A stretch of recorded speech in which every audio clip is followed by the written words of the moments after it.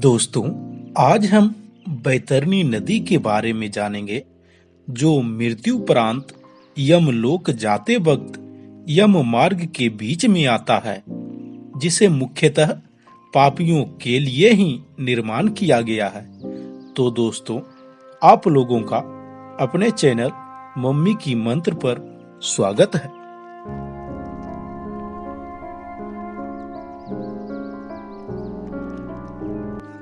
यम मार्ग के बीचों बीच अत्यंत भयानक और विशाल बैतरणी नदी बहती है।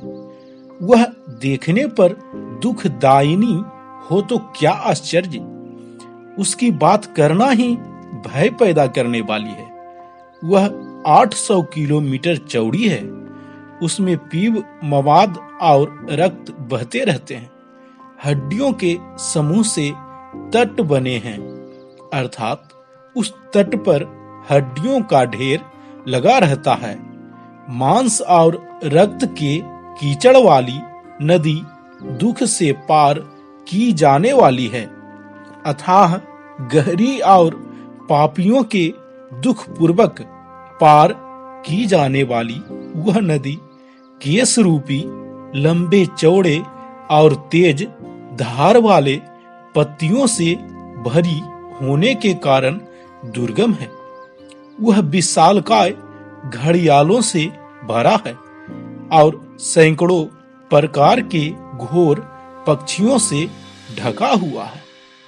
आए हुए पापी को देखकर वह नदी आग की लपटें और धुआं से भरकर कड़ाह में रखे घी की भांति खौलने लगती है।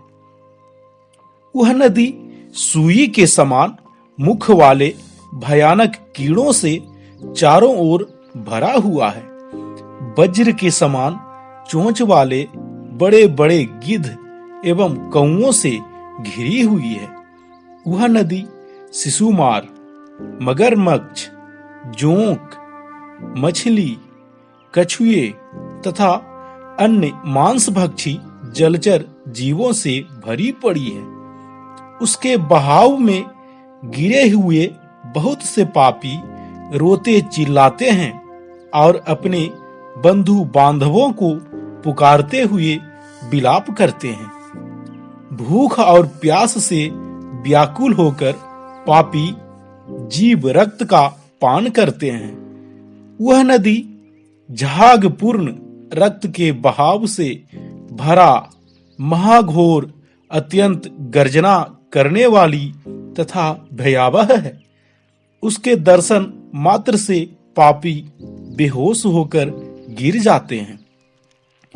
बहुत से बिच्छू तथा काले सर्पों से व्याप्त उस नदी के बीच में घिरे हुए पापियों की रक्षा करने वाला कोई नहीं है।